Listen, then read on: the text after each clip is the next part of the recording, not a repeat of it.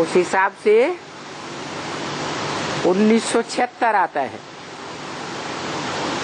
जिस 1976 को ब्राह्मणों की दुनिया में बाप का प्रत्यक्षता वर्ष मनाया गया। कौन से बाप का प्रत्यक्षता वर्ष? अपने अपने लौकिक बाप का प्रत्यक्षता वर्ष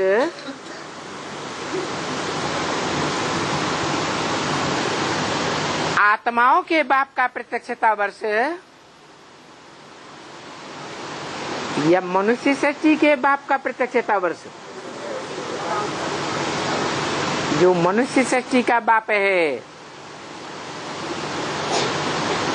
जिसे ब्रह्मा के मुख से वेदवाणी में बोला,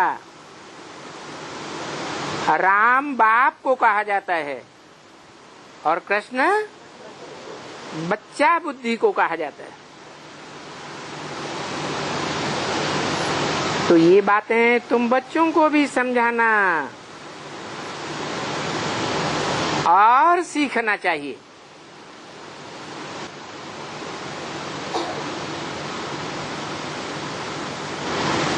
तत्वम,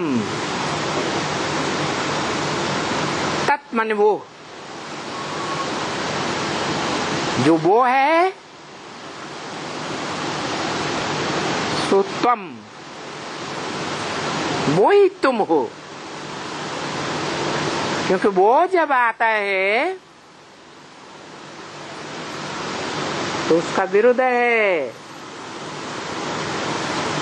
कि मैं तुम बच्चों को आप समान बनाता हूं।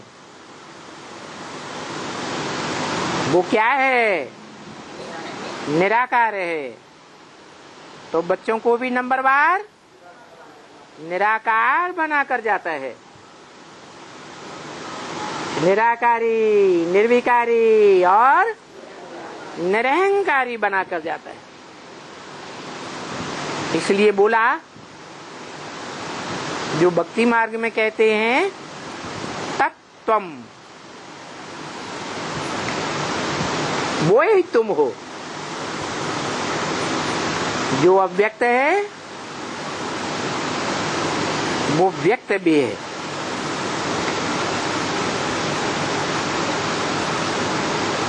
तुम भी ऐसे ही बनते हो,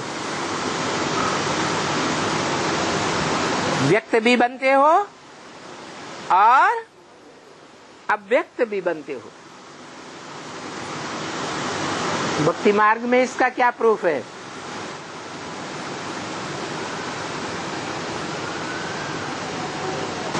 गीता में तो लिखा है अव्यक्त मूर्ति ना।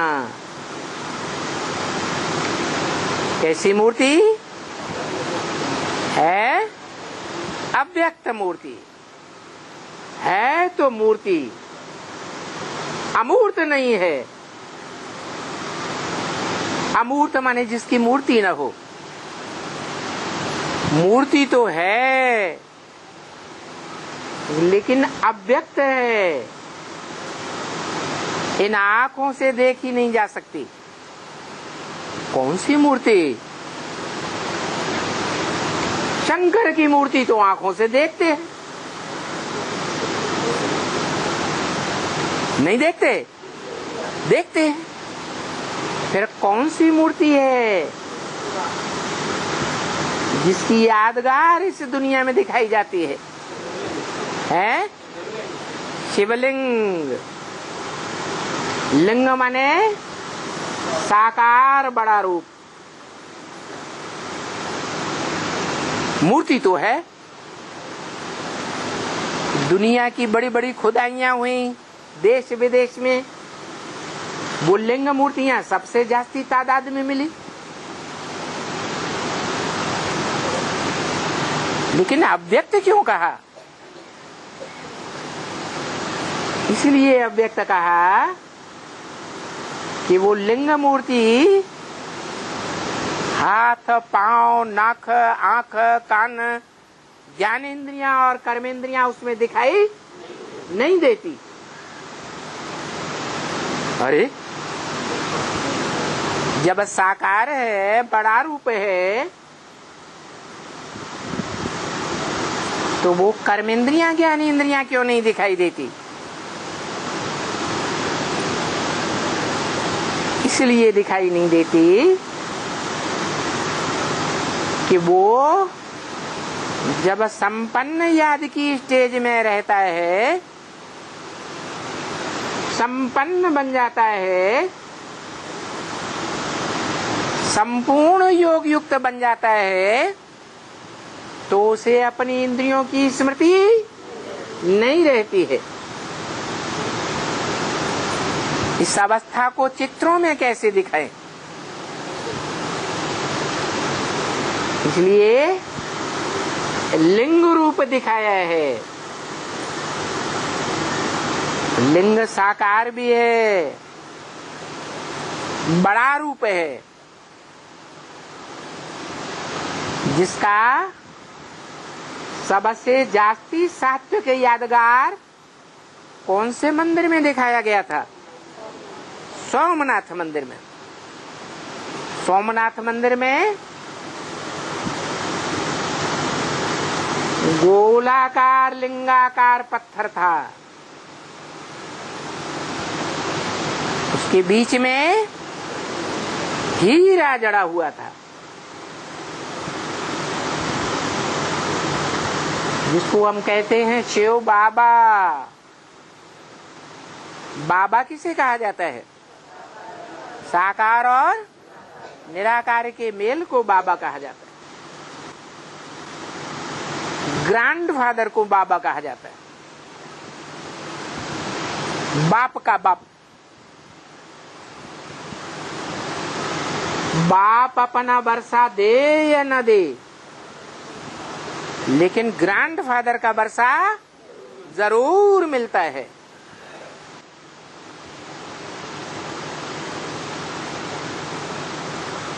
तो वो लिंग रूप जो हाथ पांव नाका कान कर्मेंद्रियों ज्ञानेंद्रियों की स्मृति से परे की स्टेज में स्थिर हो जाता है, ऐसी याद में टिक जाता है।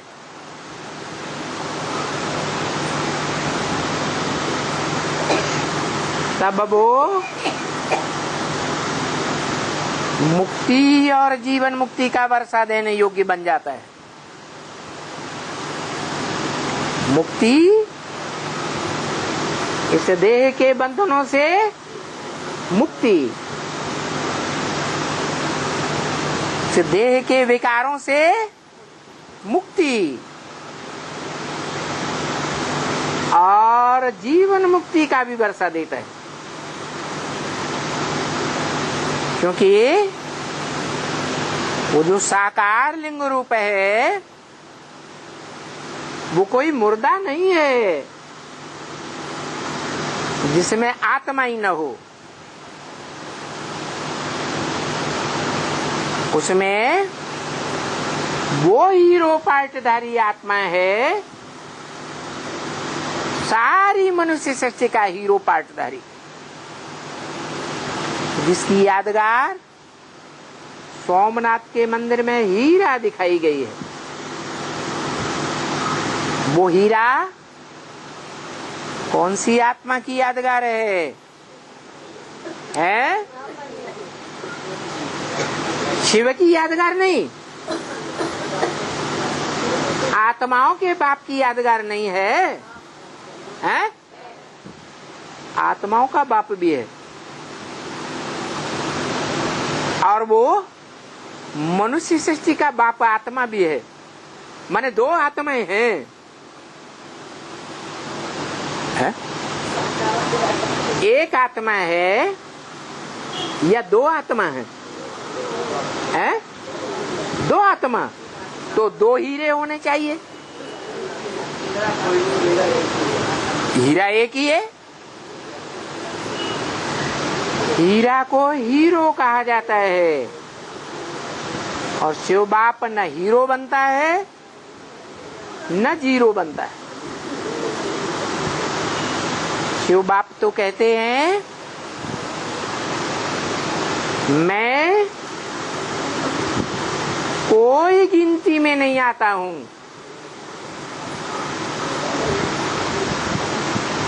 ये रतन 9 प्रकार के होते हैं, जिनमें हीरा की गिनती होती है अव्वल नंबर। परंतु मैं तो हीरा बनता ही नहीं हूं। हीरा तो पत्थर होता है।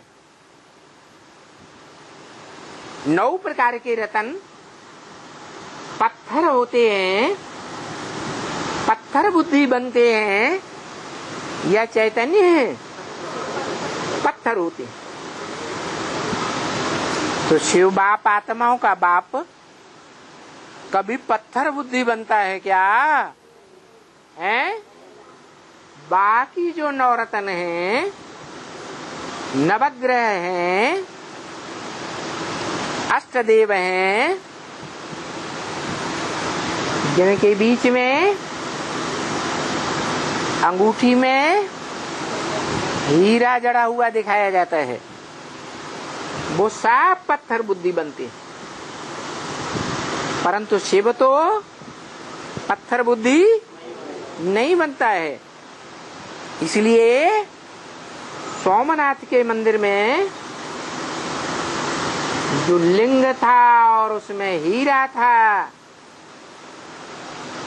वो शिव बाप की यादगार नहीं है।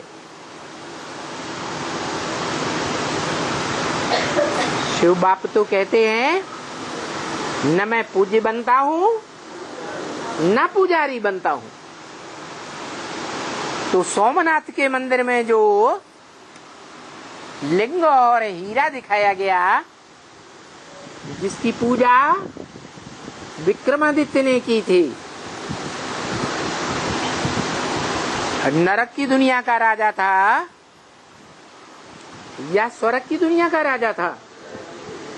नरक की दुनिया के जो राजाएं होते हैं,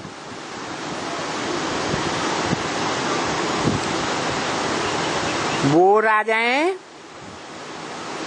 पतित विकारी होते हैं या निर्विकारी बुद्धि होते हैं? पतित विकारी बुद्धि होते हैं। उन पतित विकारी बुद्धि राजाओं को अपना राज्य चलाने के लिए पवित्र रहने वाले ब्राह्मणों को मंत्री बनाना पड़ता है या कोई को गुरु बनाना पड़ता है, जिनसे राय लेकर के वो हर कार्य करते हैं। तो राजा विक्रमादित्य को द्वापर के आदि में ये बुद्धि किसी ने तो दी होगी कि तुम निराकार अव्यक्त मूर्ति की रचना करो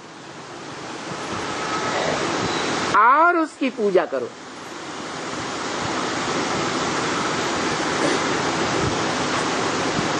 तो जिसने ये सलाह दी, वो सलाह देने वाला संगम युग में वही आत्मा है जो प्रैक्टिकल जीवन में रहते रहते मुक्ति और जीवन का मुक्ति का वर्षा देती है।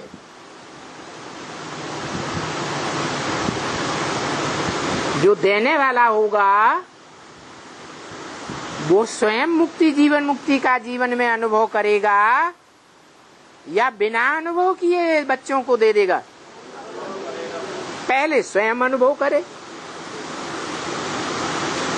तो वो कौन सी आत्मा है? मनुष्य सृष्टि का बाप है,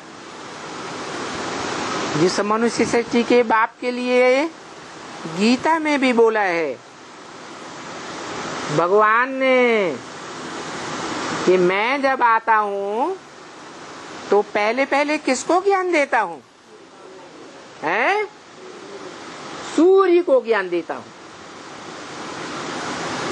तो षष्ठी रूपी रंगमंच पर वो साकार में चैतन्य सूर्य कौन है जो इस षष्ठी रूपी रंगमंच पर सदा कायम रहता है। इस सृष्टि में सदा कायम कोई चीज नहीं है। सदा कायम एक ही शिव बाबा है।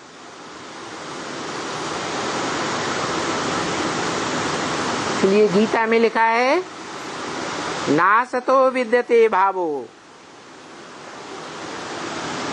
ना भावो विद्यते सतः। सत्य का इस दुनिया में कभी अभाव नहीं होता। भले सारी दुनिया नष्ट हो जाए तो भी इस दुनिया में सत्य रहेगा जरूर, और असत्य को पांव नहीं होते। झूठ बाग खड़ा होता है। दुनिया में देश विदेश में इतने धर्मखंड हैं,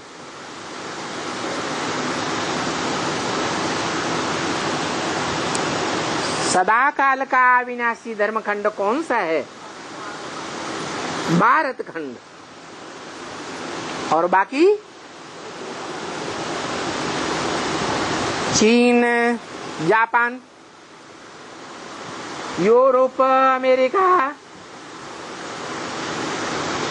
क्रिश्चियन धर्मखंड, इब्राहिम का इस्लाम धर्मखंड, अरब और अफ्रीका, ये सब विनाशी धर्मखंड हैं। सच्चे धर्म हैं या झूठे धर्म हैं? झूठे धर्म हैं। 2500 साल पहले न ये थे, और महाविनाश के टाइम पर न ये धर्मखंड रहेंगे। एक ही धर्मखंड भारत है जो त्रिकालदर्शी आत्माओं के बाप की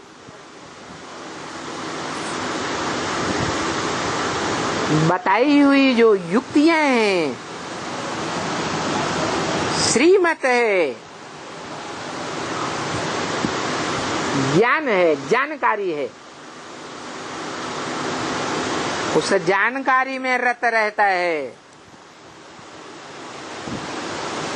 इसलिए उसका नाम भारत है।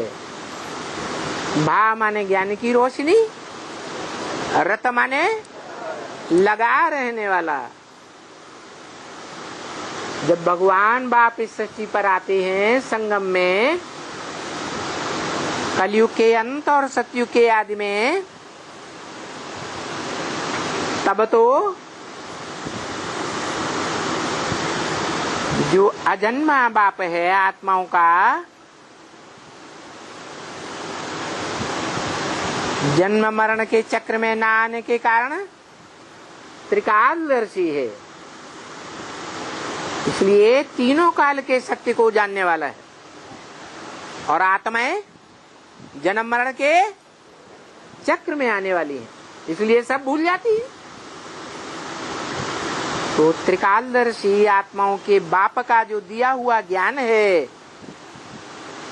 उस ज्ञान में सदा रहते रहने वाला भारत खंड है।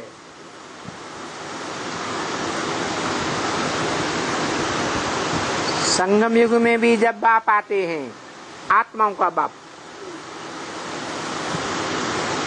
तो भी दुनियावी धंधे धोरी में रता नहीं रहता। काहे में रता रहता है? जो बाप का धंधा सो बच्चे का धंधा, ज्ञान की बातों में ही रमण करता है। और जो संगम युग में होगा, शूटिंग पीरियड में होगा, रिकॉर्डिंग के पीरियड में होगा, ड्रामा के रिहर्सल के पीरियड में जो होगा वही ब्रॉड ड्रामा में होगा। वही आत्मा शिव बाबा कही जाती है। शिव बाप का बच्चा, बड़ा बच्चा,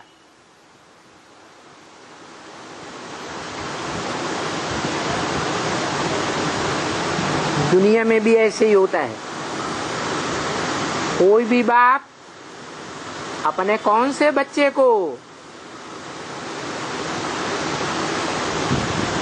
वर्षा पहले पहले देता है। हिस्ट्री में भारत के जो राजाएं हुए, हिस्ट्री उठा के देख लिया जाए, हर एक राजा ने अपने बड़े बच्चे को वर्षा दिया राजाई का। तो ये परंपरा कहाँ से चली? भगवान बाप से। भगवान बाप भी जब इस सृष्टि पर आते हैं तो जो आत्मा रूपी बच्चे हैं, उन आत्मा रूपी बच्चों में सबसे बड़ा बच्चा कौन? मनुष्य सृष्टि का बाप, प्रजापिता, जिसे भक्ति मार्ग में प्रजापति भी कह दिया है, क्योंकि वही भगवान का साकार रूप है जो सब प्रकार के संबंध आत्माओं से जोड़ता है। नहीं तो आत्माओं के बाप का सिर्फ आत्मा रूपी बच्चों से एक ही संबंध है, बाप और बच्चों का, बच्चियों का भी नहीं। आत्मा रूपी सब बच्चे हैं, दूसरा कोई संबंध नहीं।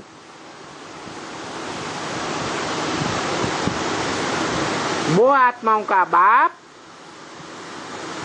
और बाकी सब आत्माएं उसके बच्चे। उन बच्चों में जो बड़ा बच्चा है, उस बड़े बच्चे को वो आत्माओं का बाप कौन सा वर्षा देता है? अरे बाप है तो कोई वर्षा देता होगा ना। वो बाप कैसा जो अपने बच्चों को वर्षा ही न दे? कुछ न कुछ तो वर्षा देगा ना। तो वो आत्माओं का बाप क्या वर्षा देता है?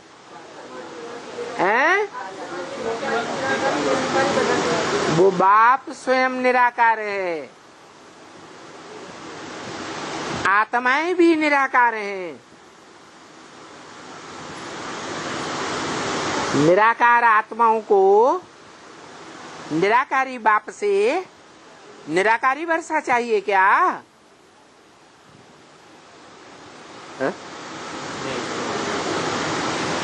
वो है ही नहीं साकार।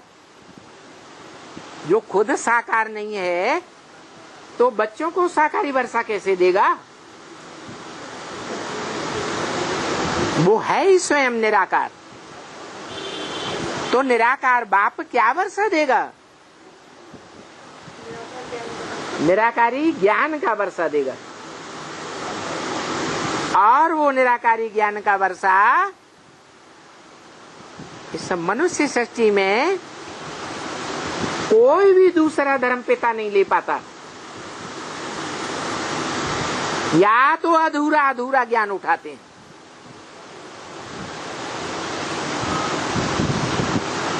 वो आत्माओं का बाप तो ऐसा बाप है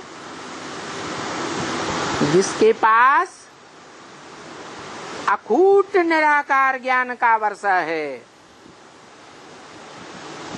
जो कभी खूटता ही नहीं। उस ज्ञान के वर्षे में से कोई पूरा का पूरा वर्षा उठा ले तो भी वो पूरी का पूरा ही बचता है, खूटता ही नहीं।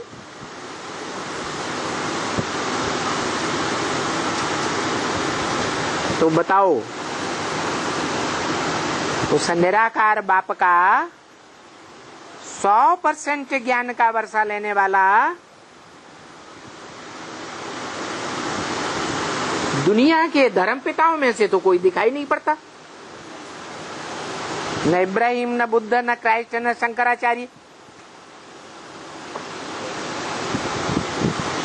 तो कौन हो सकता है जो उस निराकारी बाप का निराकारी टोटल संपूर्ण वर्षा उठा लेता है? कौन हो सकता है? सारी मनुष्य सृष्टि का जो बाप है, धर्म पिताएं भी जिसे अपना बाप मानते हैं, धर्म पिताओं के फॉलोअर्स भी उसको मान्यता देते हैं। उनके धर्म ग्रंथों में भी मान्यता है। किसकी मान्यता है? मानते तो हैं, लेकिन उसके जीवन चरित्र को नहीं जानते। सभी धर्म के धर्म पिताएं, उनके फॉलोअर्स, उनके धर्म ग्रंथों में आदम का जिक्र आया है, एडम का जिक्र आया है। क्रिश्चियंस में, जैनियों में आदिनाथ का जिक्र आया है, और हिंदुओं में आदिदेव की बात आई है, जिसका कोई भी आदि नहीं। कोई नहीं जानता उनको जन्म देने वाला कौन, उसका कब जन्म हुआ, कब उसकी मृत्यु होती है। उसको मृत्यु में जाता हुआ कोई देखता ही नहीं। उसको काल के गाल में जाता हुआ किसी ने देखा ही नहीं, क्योंकि वो एक ही मनुष्य सृष्टि पर है जो कालों का काल है, महाकाल गाया हुआ है, जिसको कोई काल खा नहीं सकता। वो महामृत्यु के समय सारी दुनिया को खा जाएगा, जो गीता में लिखा है, दंसा करालानि चते मुखाने। क्या उस महाकाल का मुख विकराल दाढ़ों वाला है, जिन दाढ़ों के बीच में सारा संसार चबाया जा रहा है। ऐसा साक्षात्कार अर्जुन ने किया।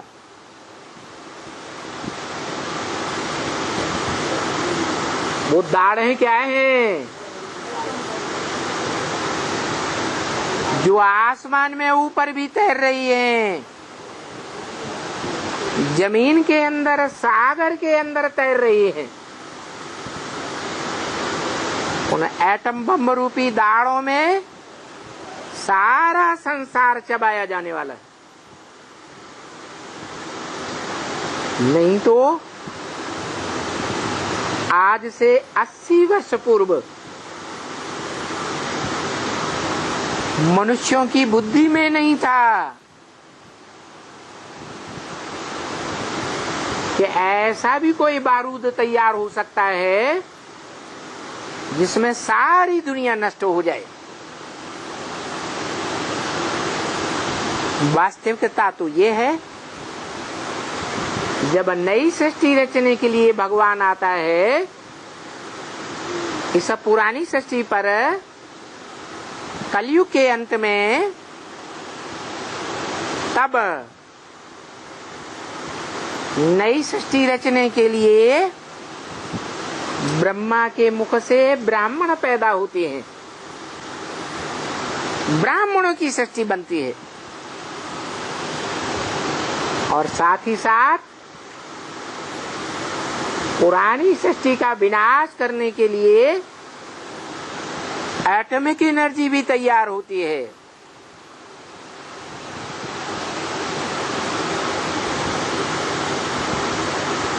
सन 42 से पहले कोई की बुद्धि में नहीं था।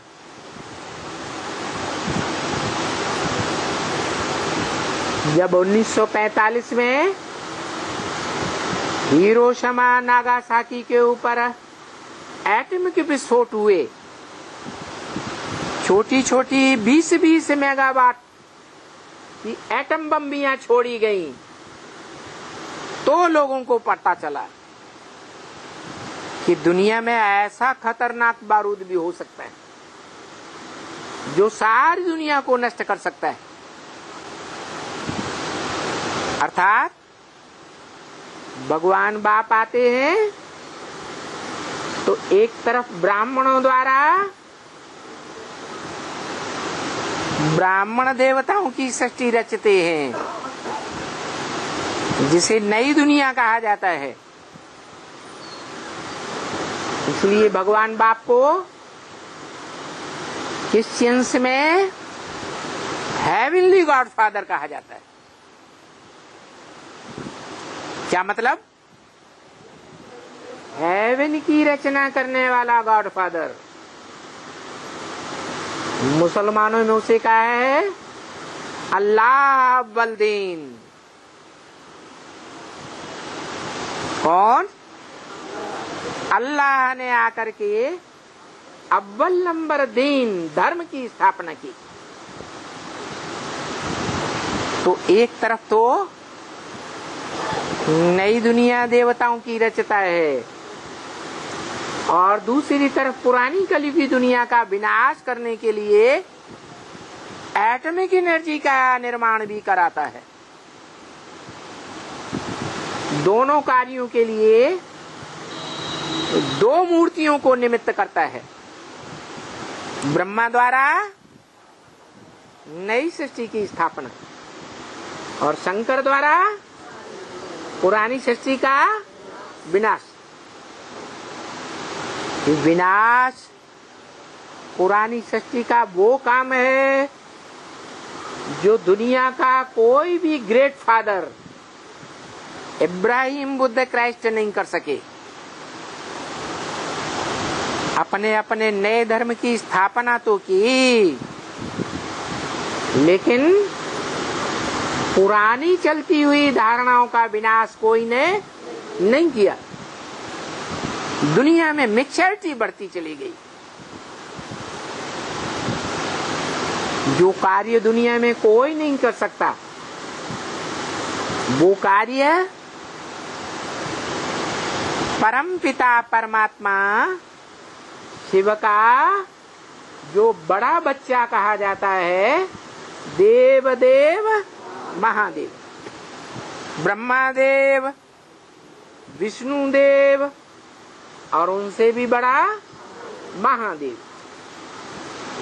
जिसके लिए आज भी गायन है। क्या? हर हर बम बम,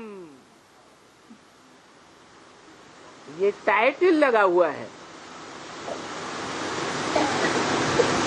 पापों को हर लेता है, पापियों का हरण कर लेता है। हर हर काहे से? एटम बमों के विस्फोट करा देता है। जो एटम बम बनाने वाले बड़े बड़े बुद्धिमान इस सृष्टि के मनुष्य, जो इतने अहंकारी हैं कि ऐसा बारूद तैयार कर देते हैं, अहंकार में आकर के, कि हम चाहे तो सारी दुनिया का विनाश कर सकते हैं। हम ही भगवान हैं।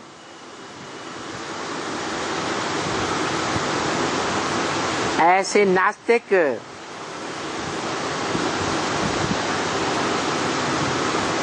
जो न भगवान को मानते हैं, न भगवान की रचना स्वर्ग को मानते हैं, न देवताओं को मानते हैं, न नरक को मानते हैं, न कोई धर्म को मानते हैं,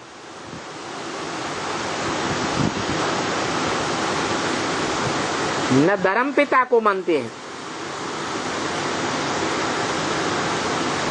ऐसे नास्तिक महाअहंकारी दुनिया का विनाश करने की सामग्री तैयार कर देते हैं, परंतु उनमें ये ताकत नहीं होती है कि इतने खतरनाक चीज को अपने हाथों से विस्फोट करा सकें।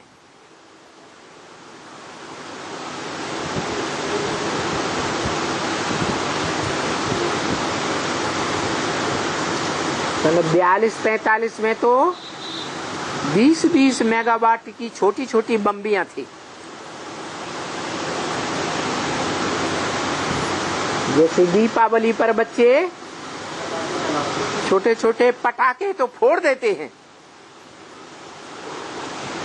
परंतु अब तो उन्होंने हजारों हजार मेगावाट के बड़े बड़े बम बना रखे हैं। जमीन के अंदर सुरंगों में छुपाए रखे हैं, समंदर में पनडुब्बियों में लगाए रखे हैं, और बड़े बड़े हवाई जहाजों में आसमान में तैर रहे हैं। करना कुछ नहीं है, सिर्फ बटन दबाना है। लेकिन बटन दबाने की हिम्मत उनके अंदर नहीं है। क्यों? क्योंकि वो जानते हैं अगर हमने बटन दबाया तो दूसरा देश चुपचाप नहीं बैठेगा, और ऐसे कई देशों ने बना रखे हैं। तो जानते हैं इस दुनिया का विनाश हो जाएगा और उसमें हम भी खलास हो जाएंगे।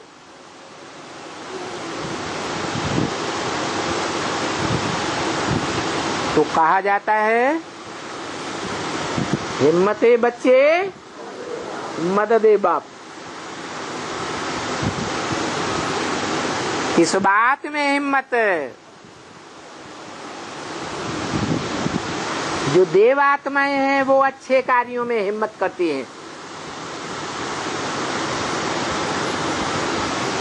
जो असुर हैं भगवान बाप के सुर में सुर मिलाकर नहीं चल सकते। राक्षसी आत्माएं हैं, राक्षसी कर्म करने वाले, वो भी हिम्मत तो करते हैं। क्या ऐसा बारूद बनाने की हिम्मत करते हैं कि हम चाहे तो दुनिया को सेकंडों में खत्म कर दें।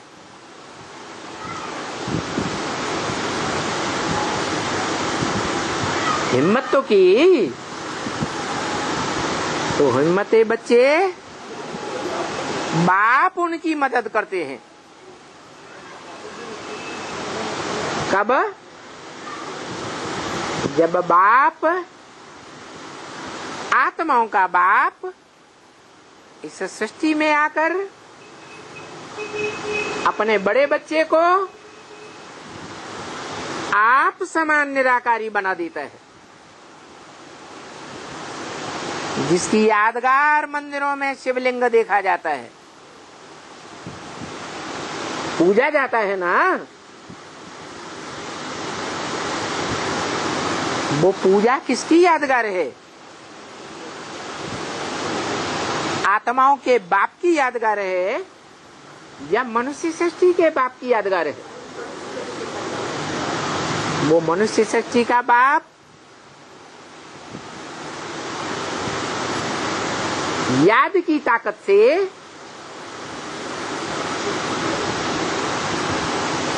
अपने शरीर को, अपनी देह को जब चाहे छोड़ सकता है।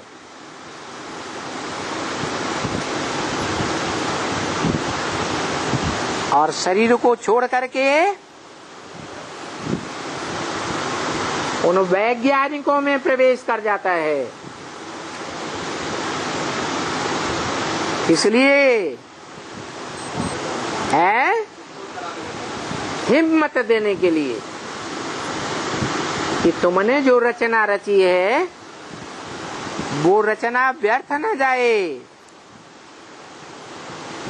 काम करके दिखाए। तो उन वैज्ञानिकों में प्रवेश करके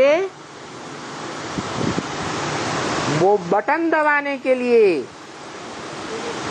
बुद्धि को प्रेरित कर देता है।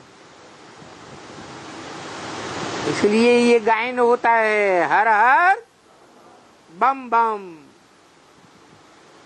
बमों के धमाके से 5-7 रोज के अंदर सारी दुनिया का खात्मा हो जाता है। कौन बचता है?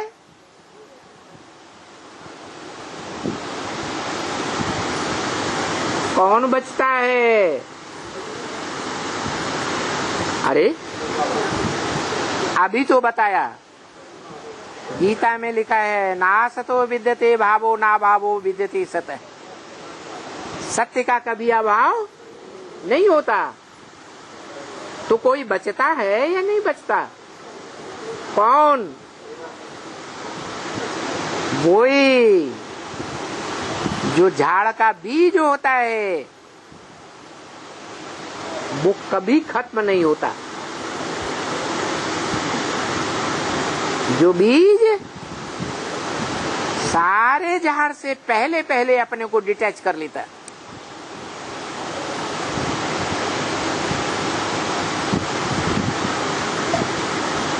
शिव बाप भी यही सिखाने आए हैं। क्या आखिरी पेपर क्या है? नष्टो मोहा स्मृति लब्धा। इस दुनिया में कोई से भी मोह न रहे, क्योंकि सब विनाशी हैं। महाविनाश में, महामृत्यु के समय कोई नहीं बचेगा, एक ही बचेगा, जिसके लिए गीता में बोला है अव्यक्त मूर्ति शिवलिंग। वो अव्यक्त मूर्ति ही बचेगी। एक आत्मा जिसका शरीर भी बचेगा और आत्मा भी बचेगी। जो ब्रह्मा मुख से वेदवाणी में भगवान ने बोला, मैं तुम्हारी आत्मा और शरीर रूपी नैया दोनों का पार ले जाने वाला एक ही खेवैया हूं। कौन है? शिव बाप। शिव बाप तो विषय वैतरणी कहो, विषय सागर कहो, विषय सागर के पार जाता ही नहीं।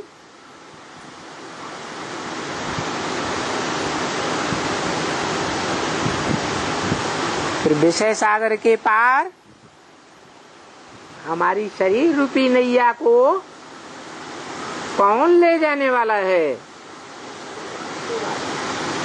हैं? शिव बाबा जिसके लिए बोला इस सृष्टि पर सदा कायम एक ही शिव बाबा है। सतयुग त्रेता में तो आत्मा रूपी सार में टिका ही रहता है, लेकिन द्वैतवादी द्वापर युग में जब दूसरे दूसरे धर्म पिताएं आकर के द्वैतवाद फैलाते हैं, दो दो धर्म, दो दो राज्य, दो दो भाषाएं, दो दो मतें, दो दो कुल पैदा कर देते, उस समय भी वो शिव बाबा वाली आत्मा साकार और निराकार का मेल द्वापर के आदि से ही मौजूद रहता है,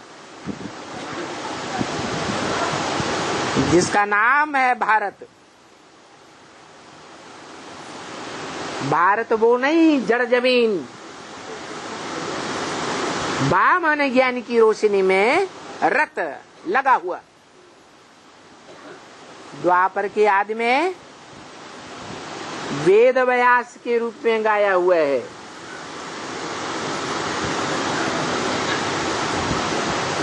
क्या रचा? वेद रचे। वेदों का भी जो आदि है श्रीमद् भगवत गीता, उसमें भी लिखा हुआ है 18वें अध्याय में व्यास प्रसादात। वो गीता ज्ञान किसकी प्रसन्नता से मिला? व्यास की प्रसन्नता से मिला। बाद में वेदों की ऋचाओं की व्याख्याएं निकली आरण्यक के रूप में, शतपथ ब्राह्मण आदि के रूप में।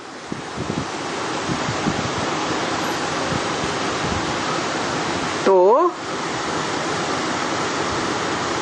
वो व्याख्याएं भी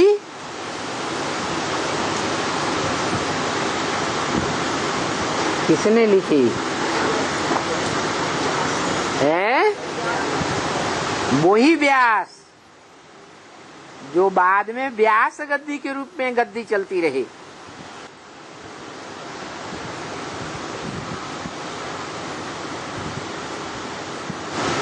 जो सांख्य योग के प्रणेता माने गए। कौन है?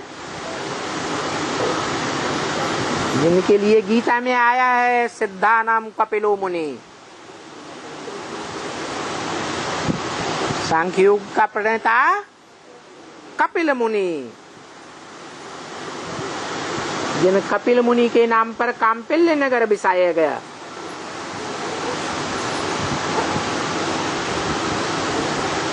पुराने थे पुरानी नगरी, जहाँ पांडवों ने वर्षों गुप्तवास किया।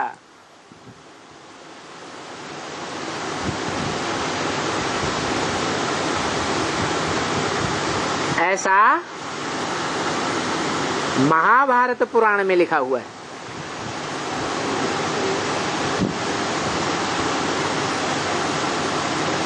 सांख्य का मतलब ही है सह आख्या। आख्या माने व्याख्या। कोई भी बात व्याख्या के साथ समझाई जाए, विस्तार के रूप में बताई जाए,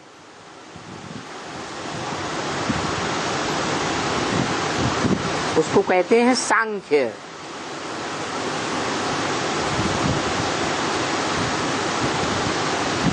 तो श्रीमद् भगवत गीता और वेदवाणी, इन वेदों का विस्तार, आरण्यक, शतपथ ब्राह्मण आदि और उनकी भी व्याख्या, उपनिषद आदि और उनकी भी व्याख्या, पुराण, जिनमें बड़े से बड़ा पुराण है महाभारत। इस महाभारत शास्त्र से पूरा एक बड़ा कमरा भर जाता है।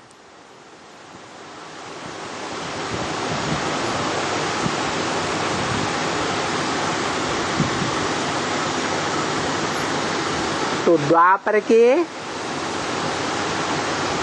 आदिकाल में जो भी शास्त्रों की रचना हुई,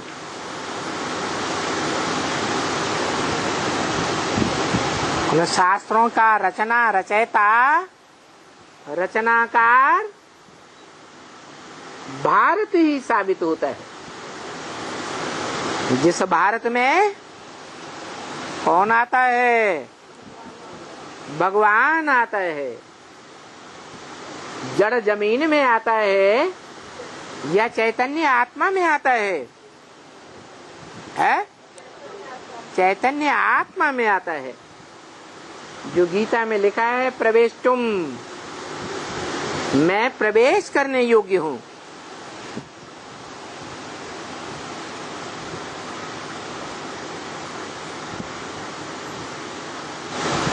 उसके बाद जितने भी बड़े बड़े राजाएं हुए, सम्राट हुए, चक्रवर्ती राजाएं हुए, उस श्रेणी में जो बड़े से बड़ा चक्रवर्ती हुआ, बड़े से बड़ा सम्राट हुआ, जिसको कोई भी विदेशी आक्रांता, जो यूरोपीय देशों से आए या इस्लामी धर्मखंडों से आए, लाखों लाख सेना लेकर के आए, वो विदेशी आतताई भारत में आकर के हार करके वापस चले गए या जीत करके गए, क्योंकि सत्य के सामने असत्य टिक ही नहीं सकता।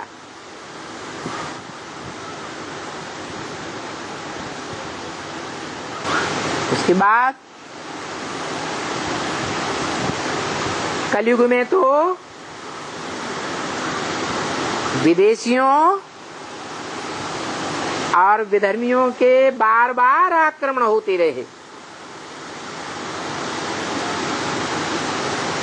वहां भी ऐसे ऐसे भारतीय राजाएं हुए जिन्होंने विदेश से आए हुए वो आक्रांताएं जो भारत में सम्राट बनकर के बैठ गए, उनसे भी हार नहीं खाई, सदा विजयी रहे। इसलिए शास्त्रों में इस मनुष्य सृष्टि के अंदर एक ही आत्मा गाई हुई है,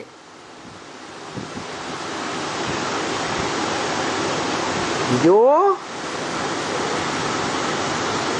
अपने जीवन काल में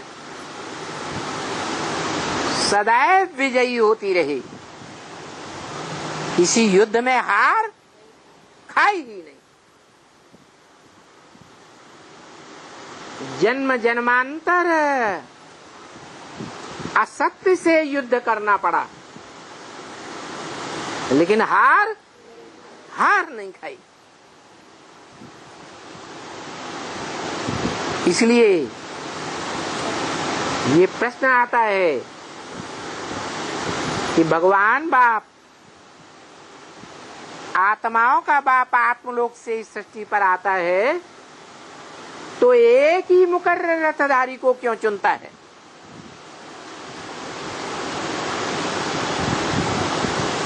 औरों को क्यों नहीं चुनता?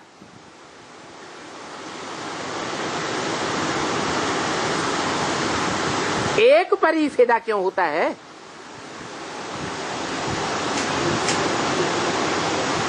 ऐसे क्यों बोला मुरली में कि मैं आता हूं तो भारत पर आशिक होकर आता हूं। भारत माशूक है और मैं उसका पहला पहला आशिक हूं। अब भगवान ही जिसका आशिक हो उसको तो सारी दुनिया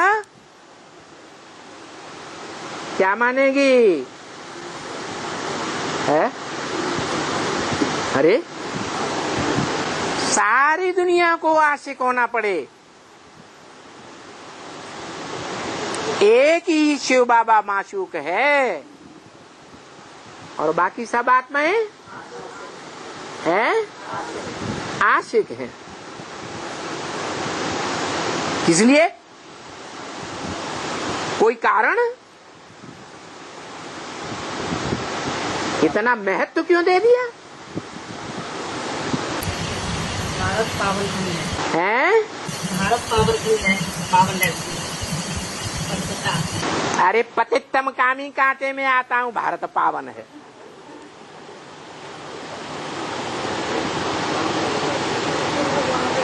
है? भगवान का कार्य क्या कार्य है? स्वर्ग की स्थापना हो गई। सतयुग त्रेता में स्वर्ग की स्थापना हो गई, फिर तो खत्म।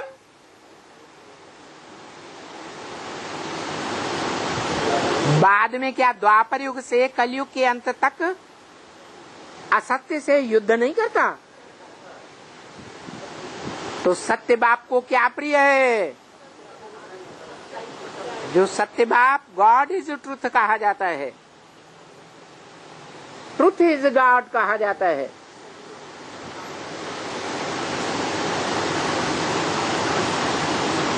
सत्यम शिवम सुंदरम कहा जाता है।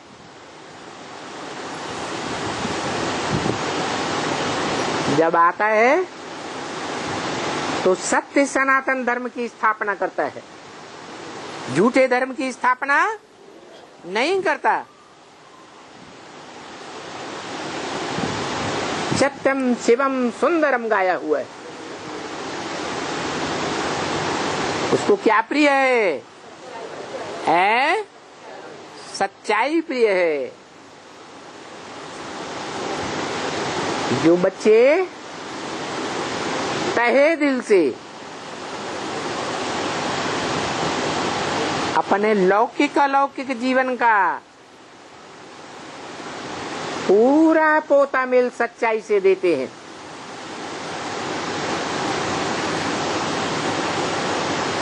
उन बच्चों पर नंबरवार फिदा होता है।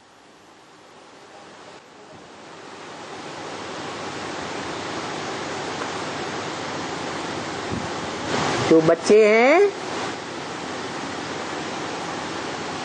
वो नंबरवार बाप पर फिदा होते हैं।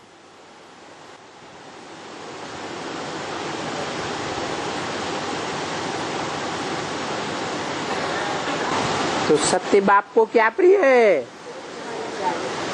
सच्चाई प्रिय है।